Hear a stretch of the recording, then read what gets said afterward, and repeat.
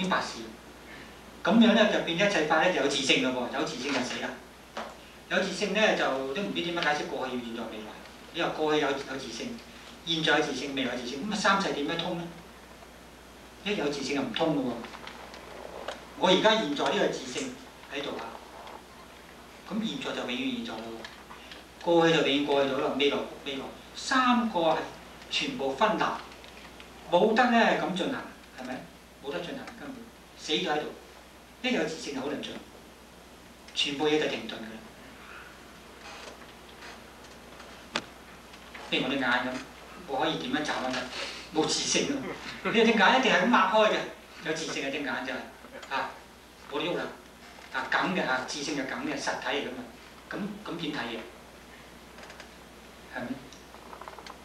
所以一個空間裏邊咧，我哋可以坐就坐少啲人，多人嘅時候我哋可以企，係咪？冇人嘅時候可以瞓，冇自性啊嘛，因為種種嘅觀法咧，不離一個就係極無自性。既然極無自性咧，我今日係點樣都好啦，唔緊要，因為我可以轉變，我靠因緣去轉變，所以我哋就可以話咧，冇一個人佢將來唔係菩薩。以前啊，經裏邊啊，有個叫常不輕菩薩係咪？時時覺得呢個對方咧將來可以成佛嘅，佢係菩薩，所以我常不輕，我時時都唔輕視對方。就算佢而家咧喺個 Spadana 同埋呢個咧 Dundas West 嗰度咧喺度瞓喺度咧污糟邋遢，你都唔好睇小佢。或者呢世都唔掂，可能佢第時咧第世佢就會掂過我哋都唔定。我哋都有一種嘅覺得呢個都係未來嘅菩薩，我哋唔好睇輕人哋。呢個叫常不輕菩薩。點能夠常不輕啊？你一定要有中觀啊，有般若經嘅立場先有常不輕。如果有自性嘅時候咧，你就輕咗人噶咯喎。我係菩薩我咁嘅，你係死緊啊你！你梗係你係無性嘅，唔係嗰個媽咪鬧個仔冇性，無種性啊！無種性啊，永遠不能夠成佛嘅。佢最多就係成阿羅漢啫。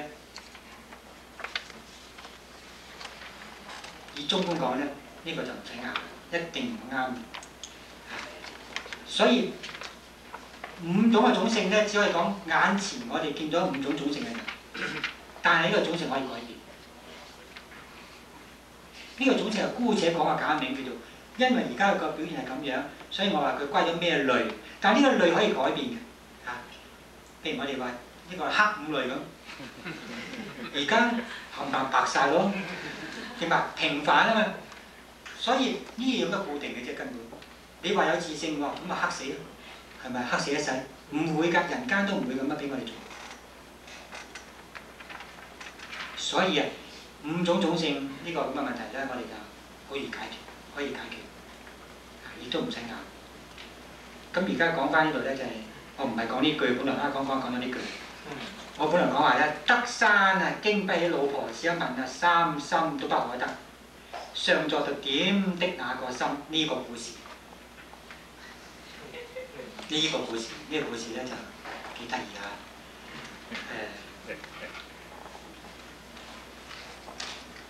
而家咧，想請問華有一個問題咧，關於嗰個修行方面咧，《斬惡行經》提到，即係要做到純一不雜啦。《斬惡行經》就講純一滿淨法行清白。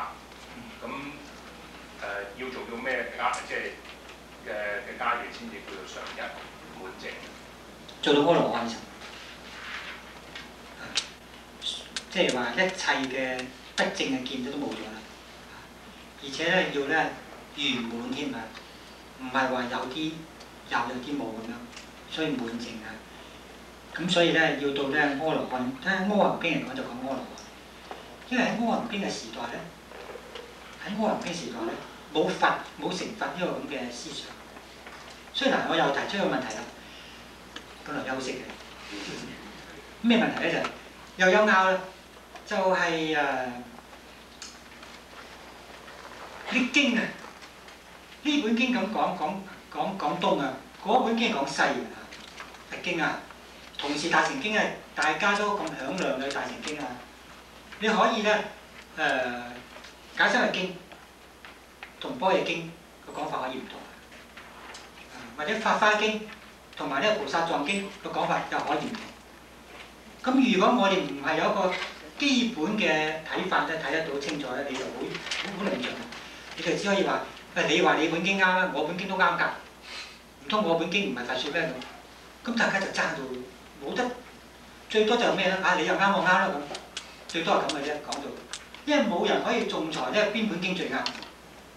但係如果我哋讀呢個佛學佛法，明白咗時代嘅發展，又令到咧不同嘅經典出現。並不是佛陀在世嗰40幾年咧，嗰個弘法嗰40幾年咧，就講咗咁多本經出嚟。我一開頭已經講咗一句説話啦，睇過《阿含經》3年之前同埋3年之前，我已經同大家講咗呢個交代咗。並不是話咧一世嘅佛陀咧就講咗無千無數咁多經出嚟，咁就講唔通啦。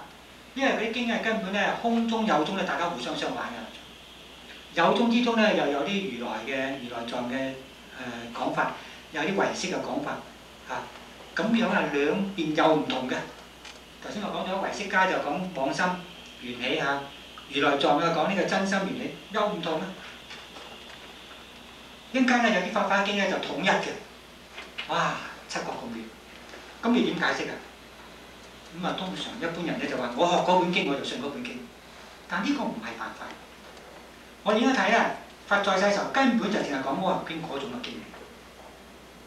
佛過咗去之後咧，跟住咧佢未結集到出嚟嘅嘢咧，陸續出現啊！出現嘅時候咧，因為有先有後啊嘛。喺個甲嘅時代出現咧，結集嘅人咧就將甲時代嘅思想就侵埋落去啊！為咗對應嗰個時代嘅利益為咗弘法咧，佢就加咗啲嘢落去擴大咗個範圍，所以呢個經咧就唔得純粹啦。大家明咩？到 B 月嘅時代咧，又加咗月嘅時代嘅嘢，咁一加咗時代嘅上嘅嘢咧，經與經之間就有不同，係咪？咁樣所以《阿含經》咧就係講阿羅漢，根本冇講成佛嘅，後來先講成佛啫嘛。嗰陣時講原本就講阿羅漢啫，你不能夠話原本就係成佛啦咁就講錯啦，因為《阿含經》就講翻《阿含經》。你咪想問呢啲？仲有一個問題就係，如果修行嚟講咧，點樣去做先至叫做純一不雜咧？即係去做呢個修行嘅階個功夫。喺呢個《阿含經》嚟講咧，講八正道，八正道全部咧做到圓滿咧，嗰啲係純一。即係話咧，無論我哋身語意同埋呢個咧呢個正命嗰啲全部都係用翻佛陀所講嘅緣起正見。喺《阿含經》係講緣起嘅，佢冇講其他嘢。所以純一滿淨咧就講緣起嘅八正道做到圓滿，而特別重視呢個正見啊。咁另外孟子所講話修見放心而已即係儒家嚟講就係都好着重嗰個好放個心。求其放心而已個放咗個心收翻嚟。咁咧，儒家講心咧就梗係講有一個咧好似良心個意思啦佢就認為咧，孟子認為咧，人都有良心但我哋放任做到嘢咧，做到我哋咧不知進退我做錯咗嘢。而家咧，大家咧好似頭先我講，坐翻嚟喺度咧，睇翻嗰個心，睇翻個心，你就發覺自己做錯嘢，個良知就出現。咁我哋會咧改進我哋嘅問題。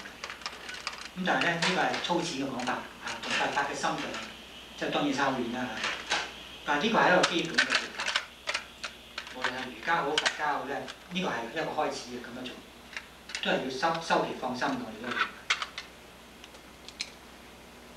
咁呢個放心記得話係放逸嘅心，唔係話我做事你做事，我唔放心你唔放心嗰個放心唔同嘅解法係。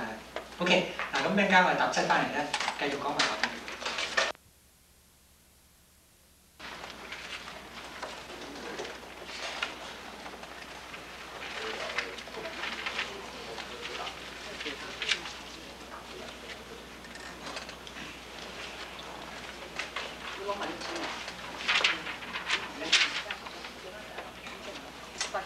頭先講咧，嗰個德山嗰個古仔咁咧，咁呢個同呢一段嘅有關，所以我就都講兩句啦嚇。咁德山就係唐代咧，呢個講唐代呢個和尚，呢個係禪宗啦嚇，禪師啊。咁當時咧就喺唐武宗嘅時候啊，咁德山咧佢就學《金剛經》啊，學《金剛經》就咁佢係禪宗人啊。佢聽見南方啲人咧講呢個呢個見性成佛啊，直指人心，見性成佛，成日講嘅啦呢句説話。直指人心，見性就成佛啊！咁呢個南方人啲頓悟啊，佢覺得咧唔啱，因為佢讀《金剛經》唔係咁嘅嚇。咁所以咧佢就要去南方咧去所謂弘揚下佢自己嗰套見解啊。咁啊去到呢個麗即係三點水族個麗茅麗苑啊，呢個湖南省嘅地方，即係近南方啦，都係近啊。咁啊喺路邊就肚餓啦，咁見到有個老婆子咧，即係婆婆咧，就賣啲油糯米糍嗰啲咁嘅鹹嗰啲咧嚇，啲油糍餅啊，咁啊上去買過，點解老婆婆睇佢手裏邊咧，睇德山咧啊孭住個行囊，有一個《金剛經》嘅一個注數啊，揸住本《金剛經》嘅注數，佢係《金剛經》專家嘛。佢俗姓係姓周，啲人咧世人稱呼佢周金剛嘅，你發明？你諗下佢講金剛點講幾熟？揸本咧嚇，揸本佢嘅前輩道恩法師嘅《金剛經注》啊。咁道恩呢本《金剛經注》咧就唐玄宗時代嘅。唐玄宗咧就好中意《金剛經》喎嚇，即係你哋啊都係有帝王之福。佢啊注《金剛經》，唐玄宗，咁梗係唔知注成點，我又睇唔到啦。道恩就將呢個皇帝嘅注咧再疏解，睇係啱唔啱咁喺嗰度咧調整下咧，即係皇帝講錯都唔敢話佢錯啦嚇，不過就再解釋下啫咁樣，所以咧就注疏。咁而家我哋呢位啊德山咧，佢就揸住呢本道恩嘅《金剛經》嘅注疏咧，咁就去研究啊。講《金剛經》啊，呢個德山。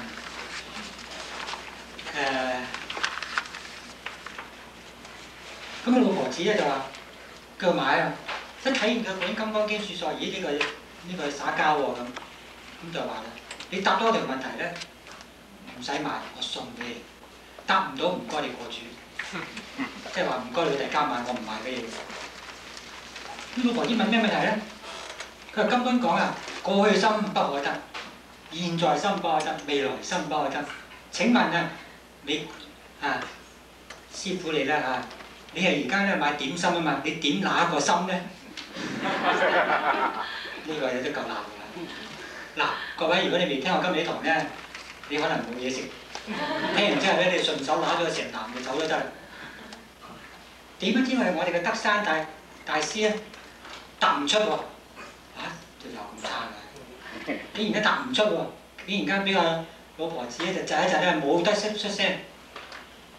個婆婆就話：嗱，我教你啦。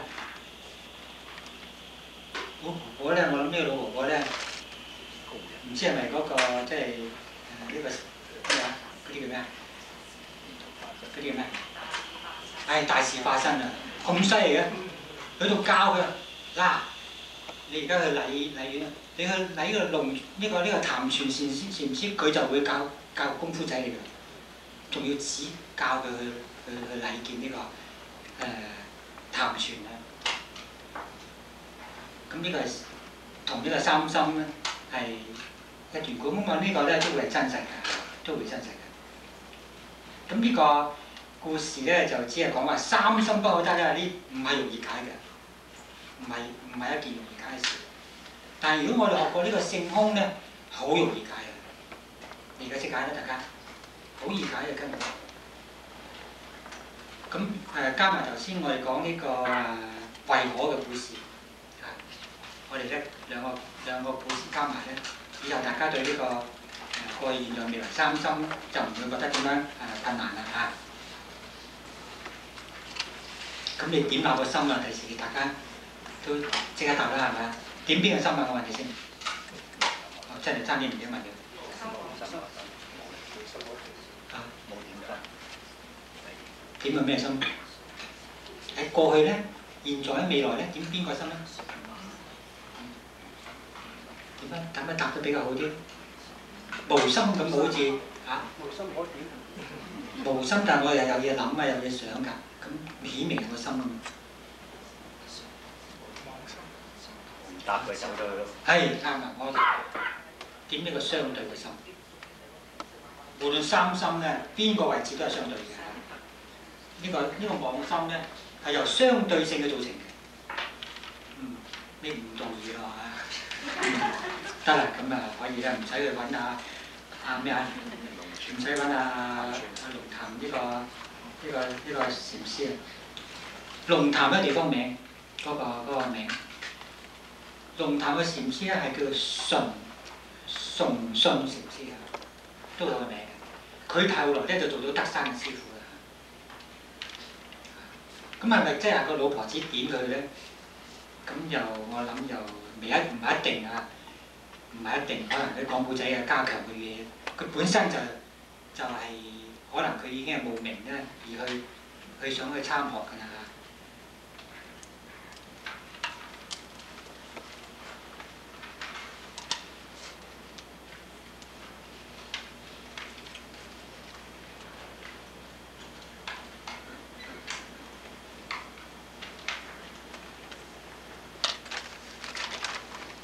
仲有個德山，仲有個場面就好有名啊！喺禪宗啊，佢教人咧就無論你啱唔啱都係啱又30棒，唔啱又30棒咁就咁嗰種人，即係話咧棒打為宗啊！禪宗咧有一派咧就專係棒打嘅，臨濟啲家風好努力。如果跟師傅咧，你要咧入咗幾次醫院你先悟到，見親你就打嘅，都唔理你生得嚟生，你唔出聲都打你嘅。總之你見到就打。咁所以有個禪宗裏邊有個名叫德山棒，就係呢個人啊。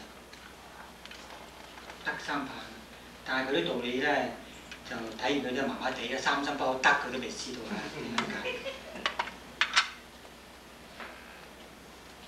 咁跟住咧，我哋咧就好快咧講呢個關節講完啦嚇，三心呢度啊。跟住咧就係呢個後邊嗰段咯喎，後邊就講福德啦。頭先講咧見地嚇，見地就圓明啦嚇，知見咧就非常之圓滿啦。福德有冇咧？嗱，頭先有一位問我問得非常之好，佢話有陣時我啲嘢多咧講唔到咧，就大家問呢度可以補充翻，就話咧。呢個五眼咧，句咧須菩提咧答話有啊咁，本來即係以為咧肉眼有冇啊咁，梗係佛陀梗係鬧肉眼梗係冇啦，傻仔啊！肉眼係假嘅，佛眼冇啊，佛眼都冇得個名字咁，以為咁，但係佛陀句都話你係有啊有咁，點解咧？即係五眼啊，由呢個開始咧，就講啊修行嘅人到圓滿嘅時候咧，佢雖然係冇執着。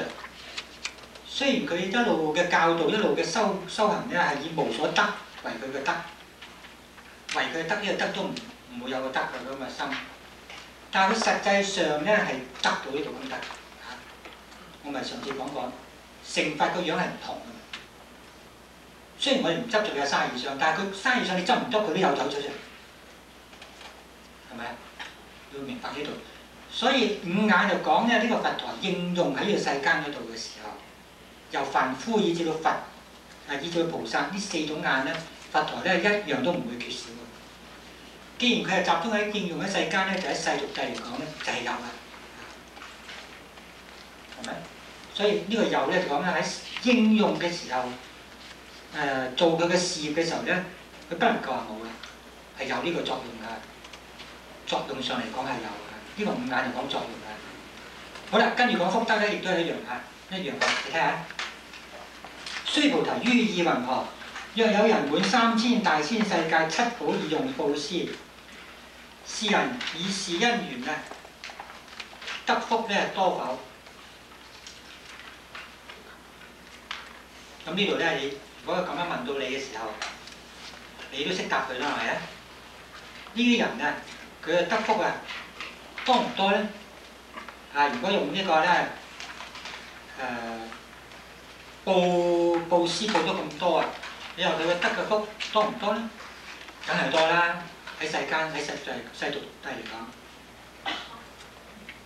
滿3000大千世界喎，七寶喎，咁啊講親啲譬喻都係咁犀利㗎啦嚇！3000大千世界即係整個我哋嘅人呢個世間啦嚇，一個佛土啦，用個七寶嚟到布施啊！呢個七寶咧，《般若經》講嘅七寶咧，就同呢個《阿彌陀經》咧有少少唔同。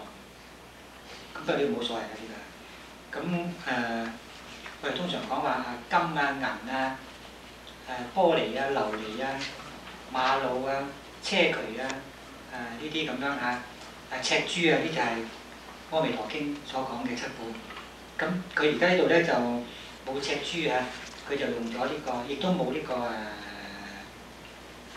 玻璃啊，就佢就用嗰個好少用嘅珊瑚，用呢個琥珀呢個七寶啊，咁都係七寶嚟嘅嚇。咁啊金同埋銀咧就梗有嘅啦，七寶嘅。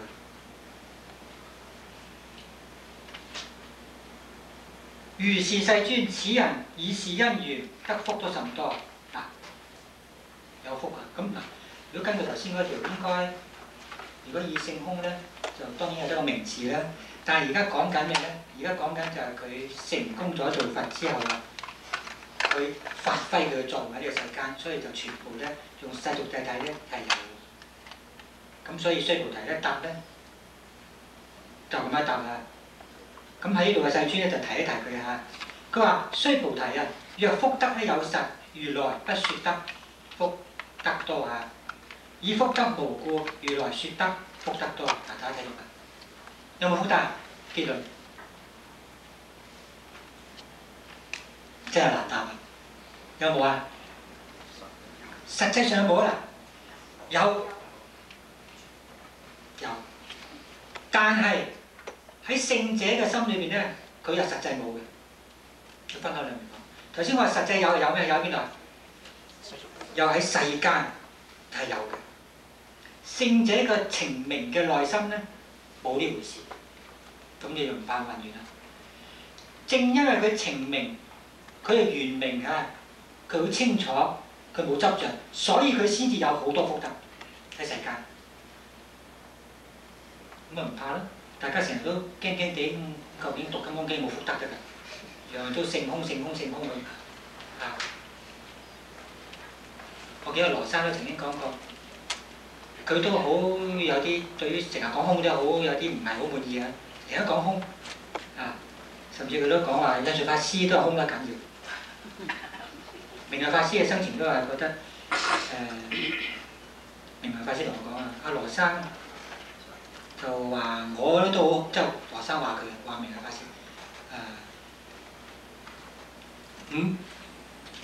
唔係好贊成，但係咧亦都唔反對啊。即係話明慧法師咧都係你啲嘢都幾好咁啊，都意思。不過我就唔係好同意，有啲咁嘅感覺。阿明慧法師同我講，即係呢個咧就好多年前啦，1968年嘅時候㗎啦，係咪？咁所以後來阿羅生再講到印順法師嘅時候咧，佢又話講空講得太緊要，即係好似譬如印順法師嗰啲咁。咁即係話咧，佢始終羅生咧對個空咧，佢唔係好同意咧。呢個即係講到好似完全啦，樣樣都係性空嘅。呢個冇辦法，呢個唔係佢立場，而係整個唯識宗嘅立場嘅。咁呢方面咧，亦都唔係印順法師立場，係整個性空宗嘅立場。所以兩大派咧係根據兩個不同嘅立場嘅。咁你係咩立場咧？各人咧有各人嘅自己嘅因緣啊嚇，不能夠勉強。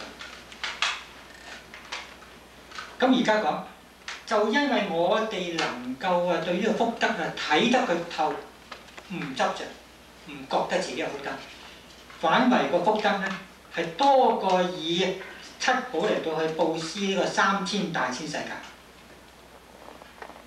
大家要把握呢度啊！咁你話如果咁講啊，我想福得多啲，我就睇成功兩個字，咁就弊家伙。咁你唔係自然啊，你唔係任運自然咧，唔算數，你嘅福德就好少。點樣講啊？直到有一日，你真係覺得唔係覺得，你一做咗出嚟咧，真係唔覺得咧有咩一回事。哇！嗰陣咧，人哋喺旁邊睇，哇！呢個修行人咧高啊高啊高啊，6尺幾啊，高不可攀。因為佢根本唔覺一回事，嗰度得人驚啊！好似咩白咁嘅，俾5000萬，根本都唔想出名嘅。不過你啲報紙嘅記者係衰到危要咁挖佢出嚟，佢根本就係5000萬，1億4000萬咁拋出去啦，都當佢都唔係錢嚟。就因為佢當時又唔肯出名，後來人哋知道咧，發覺呢個真係一個真係大嘅善長。咁如果係真係由頭到尾都係唔想出名咧，呢個真係咧福德好多呢個人，唔係個5000萬，唔係個億，而係個心能夠做到真係完全冇嗰種嘅感覺。你係真係要自然冇嗰個感覺先算。但係你話佈局咁就唔得咯喎，佈個大局出嚟咁啊，卒之咧揾人咧發覺咗佢，唔係有人揾，係要揾人發覺到，咁就兩着啦。咁就變咗咧完全冇晒價值。所以呢句説話咧，我哋咧揸住去做我哋修行咧，係一個好好嘅指標。第一，如果我哋而家喺呢個凡夫立場咧，梗係希望自己做嘅嘢咧係有福德啦。但係你咁樣希望嘅時候咧，初就唔緊要。初以利嚟到勾牽自己咧，都唔緊要。你凡夫嘅啫嘛，你咩咁巴閉？你估我係大菩薩咩？係咪？但係做下咧，你入咗去呢個道理裏邊，你吸收得好似個海綿咧，吸收嗰啲水分，成個肥淋淋咁吸收晒。你自然咧，你就覺得開始唔計較，你自然做先算啦。咁啊，到嗰陣時候咧，大家咧睇翻《金剛經》咧，你嗰個心咧同以前睇《金剛經》唔同，你覺得哎呀呢個經真係了不起啊！點解？佢同自己相應嘅時候，呢本經咧，你覺得本經就靈切入心入肺。你唔使故意去念咧，你都將嗰句咧都會咧好自然就彈出口，因為就係你自己嚟呢個。做到呢個地步咧，先至叫做菩薩。稍為有啲少少嘅造作喺裏邊咧，都唔算數嘅。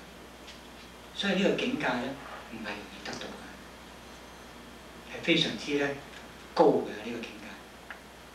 但係喺菩薩嚟講，唔覺得自己高，咁先係難。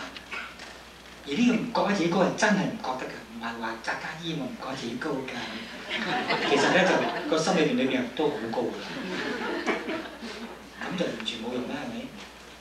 所以我特登要咧講埋呢段咧，就講做咗佛之後啊，究竟菩提係福德咧多到咧，唔係錢銀啊可以衡量嘅。所以咧以福德無故啊，呢個福德無唔係話實際冇作用嘅無啊。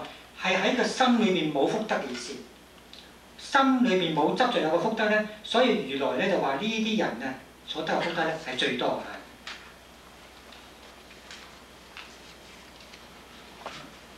好，咁咧跟住嗰段咧就講身相咧，我唔再講啦，嗰段啊，跳一跳，跟住落去啊，大家。好啦，跟住講一個咧，就講到如來説法啦，究竟菩提之後要説法㗎嘛？説法又點樣嘅睇法咧？須菩提，大家知道點樣叫法啊？是名諸相具足嗰度咧，我哋嗰個之前咧嗰幾句咧，嗰幾行咧唔要啊，一路咧一跳到隔離嗰段咧就係、須菩提，汝勿為如來作是念啊！我當有所説法，莫作是念，何以故？呢段啊，咁咧。佛陀咧就做主導啊，嚟到問翻呢個須菩提啊，頭先嗰段問佢身相具足係唔係咧咁？而家咧佛陀又主動咧提醒須菩提，你唔好以為咁諗，點諗啊？我當有所説法。嗱呢段係深啲嘅嚇，所以我特登攞嚟講。唔好以為我係應該做到佛陀啦，應該係有説法。唔好以為啊！點解？若人言啊，如果你做到究竟菩提呢個階段咧，都話應當有所説法啦。如果唔係做嚟做乜啦咁？你唔好咁諗。若人言啊，如來有所説法，即為謗佛。呢句説話好得意嘅。如果你話如來係有法可講嘅話咧，你就係咧冤枉佛陀啊！你就咧將佛陀咧貶低咗啦，你就咧講得唔好嘅説話咧嚟到咧係令到佛陀咧蒙羞嘅，咁就叫謗佛。點解咧？因為不能解我所説，你所講呢句説話咧，完全都唔明白我講乜嘅。你話叫學佛法咧，你就謗佛啦。你學嘅唔係佛法。須菩提，説法者無法可説，是名説法。點解咧？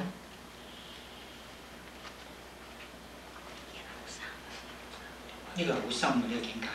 説法者無法可説，是名説法。固然咧嗰個三部曲啦，説是佛法，即非佛法，是名佛法。我哋可以解到呢句説話，但係我哋咧仲要解點解可以咁樣解呢句説話咧？點解話咧説法都係得個名字咧？啊，點解實際係無法可説咧？其實係有道理喺裏邊啊。因為啊，最簡單咧，我哋學過大智論18空咧，聖者啊，當佢得到呢個法嘅時候啊，世間一切法嘅時候咧，呢個法係只可以自己受用，不能夠講。當佢證到一切係緣起性空，完全係平等不二嘅時候咧，不二呢個二啊，即係一二嘅二啦。呢個境界喺呢個境界就真係叫做見到法。法係咁喺嗰個時候出嘅。而家我哋見呢一切法呢啲咧就假嘅講嘅咁嘅嗰個法嘅，實際上要證到嗰個先係即係真係叫法。喺我證嘅時候咧係見到。試問下呢個法證嘅法可唔可以講俾人聽？所以如來有冇講呢個法出嚟？其實講唔出。如來所講係咩咧？如來所講就法嘅一種嘅咩咧？代替品啫。呢個咩啊？咩嚟㗎？如來所講係咩？好容易啫，嗰兩個字。搞明一種咧，方便。如來唔係講嘅真真正正佢所悟到嘅法，佢講到個咧咩咧？派生嘅，主話所講，即係由呢度而產生呢個出嚟，唔講到係直接嗰個地方。所以你話如來講法啊咁，你就講法啦。如來冇講到法，如來講到法嘅代替品。譬如我飲鮮奶，原來冇飲嘅鮮奶，原來飲咗奶粉嘅代替品嚟，唔係直接嗰度出嚟。大家要明白呢度啊！我咪講呢句説話講咧，如來講出嚟嘅法係醍醐啊，定係呢個娛樂咧？係娛樂。不過我哋將如來所講嘅法講出嚟嘅法，比拼世間嘅嚟講咧，如來嘅法就係咩啊？即係醍醐啦。比較上嚟講就係醍醐。但係你要再俾如來內心自己印證嘅法咧，呢個就係娛樂。即係生鬚，最多係熟鬚嘅啫，啊！絕對唔係醍醐係唔俾得你食嘅，咪收埋唔係，冇辦法俾得你食嘅。佢原來一做出嚟咧，佢就變咗鬚嘅，佢變嘅個質。但係咁係咪次一等嘅嘢？係，有冇妨礙？冇妨礙，因為我哋次一等嘅人咧，就會吸收次一等嘅法，啱啱好。大家明白我嗰次嗰句咩？我一篇文章講有句説話嘅，以虛妄還以虛妄，如來就係用呢個方法。我哋而家學呢個咧，其實所有法法都係虛妄嘅法。所以而家我哋話須菩提講話即係如來咧，即係提須菩提講，你唔好話我當有所説法。因為而家我哋大家喺個高層次講嘢，你唔好話我有説法，唔好講，我唔算係説法。不過喺世間嚟講咧，叫做説法，實際上冇説到法。你明唔明我講咩法？大家唔係而家講呢句，我問你，大家明唔明我講咩？你明白嘅《金經》呢句説話個深刻嘅地方？就唔係話就咁話説是佛法，即係佛法咁嚟到代替就解咗算數，裏邊好有深嘅道理。所以佛講出嚟嘅法都係已經係次一等嘅。我哋而家再執口水未講咧，就次到不得了啦。但係喺末法嘅時代咧，啱啱好。如果講到如來嗰個正法咧，嗰個法啊，如果真係講出嚟咧，大家可能走啊，覺得咧好難接受，係咪啊？所以唔使講呢個法好唔好啊？對應到當時嘅根性咧，嗰啲法就係最好。就算原來心裏邊講唔出嗰句咧，未必好，嗰句未必好。講出嚟嗰句先好，要咁樣諗先。因為因緣咧冇講話最好嘅，冇。即係呢個女仔個個都唔中意，覺得哇都唔讀書。但係啊，有因緣嘅話咧，呢個男仔最中意佢，硬係佢中意肉酸嗰個地方。佢就係中意佢肉酸啊，係咪？諸葛孔明啲人咩啊？太太好肉酸嘅，但係諸葛亮咧唔係以外表取人，佢以佢嘅才去取佢太太。佢個木牛流馬係個太太發明嘅，但係註冊就係孔明去註冊。我而家讀書孔明咩啊？其實太太叻，好多啲機械嘢太太做出嚟。孔明佢見地高咗嘛，佢唔係以個貌嚟去取婦啊嘛，以佢才咧咁就變咗喺孔明嘅眼中佢咪西施咁靚咯，係咪啊？對應就得啦嘛，冇絕對嘅喎。所以個仔如果揾個唔係咁靚，你唔好話咁醜怪㗎，咁都揾，千祈唔好講一句讀過呢個佛經。尤其是中觀之後，你唔好講呢句説話，冇絕對㗎。佢話靚你就話靚得㗎，又唔係你取。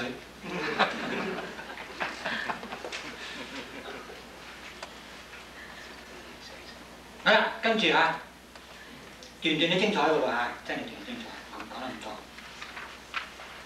講到咧，有冇人信咧？喂，你啲咁法咁高，咁有冇人信啊？咁又問呢樣嘢啦嚇。喺呢個無著，唔係喺呢個世親嘅金剛經嗰度咧，就話呢個第19個儀啊，你睇下羅生本書就知，第19個儀啊，佢有講嘅。儀咩啊？儀啊，咁深嘅法咧，恐怕冇人可以信。佛就解釋呢個疑問啦嚇。於是慧命須菩提，慧命即係講須菩提嗰個咩啦，即係其中一個講法啦嚇，有好多種講法噶嘛，嗰個稱呼啊。以慧為命啊，須菩提就白佛言：世尊，頗有眾生於未來世聞説是法，生信心否呢？喂，世尊有冇啊？照咁睇啊，咁深嘅嘢嗱，頭先呢句説話好深噶嘛，因為啱啱講完啊，須菩提明白佛講咩嘅喎嚇。咁我話咁深嘅嘢，究竟有冇啊？少少啲嘅眾生咧嚇，呢個頗就唔係好多啊，即係3、2個嘅啫嚇，都有啦，叫做有冇呢個眾生喺未來世？玄奘法師嘅本咧就係500世，500歲之後500年之後咧，嗰啲正法將滅嘅時候，有冇眾生仲信呢本經呢？咁如果我以前講以歷史眼光咧，呢本《金剛經》咧，多數係如來滅後500世都結集。凡係啲講定幾多世之後嘅嘢咧，就係當時嗰本書出嘅日期。雖不中都不願意，你就唔好以為真係如來在世講呢本經。嗰啲唔好講啦，有好多拗撬。好，有冇眾生喺未來世啊？聞講呢個法能夠生起信心呢？佛話：須菩提，彼非眾生，非不眾生，何以故？須菩提，眾生者，如來說非眾生，是名眾生。咁如果未學佛法咧，搞到一頭唔同啦。咁你講乜嘢咧？咁樣啊？咁咪其實咧嗰個佛咧就冇答佢有冇能夠生信心，但係其實咧係有嘅嚇。只不過佛咧佢就唔答個正面，就反為咧就根據呢個眾生呢兩個字咧嚟到去做下文章嚇。咁佢講啊，咁樣答低表示有眾生啊，不過佛陀咧就話係鬼事，個眾生要搞清楚先。點樣啊？佢話呢即係肯定有啊，俾就嗰啲信佛法嘅人就叫俾啦，即係其實答咗佢啦呢個字已經。嗰啲人咧係有嘅嚇，不過咧佢哋唔係眾生，亦都唔係眾生。咁呢個解釋咧就有不同嘅解釋嚇。我自己覺得咧最好解就咁樣。印傳法師嘅解釋咧，我就呢度我就唔係十足愛佢啊。喺第一義嚟講，呢啲聽法嘅眾生啊，第一義嚟講咧，佢哋又唔係五蘊所造成嘅嗰個我，又唔係離開五蘊另外有個我㗎。呢個咁嘅眾生嘅本身呢個構造，所以啊，你如果話呢個眾生係實嘅嚇，呢個就係錯啦。喺第一義嚟講咧，眾生唔係實嘅。眾生咧，你唔能夠話呢個五蘊所造成呢個我呢個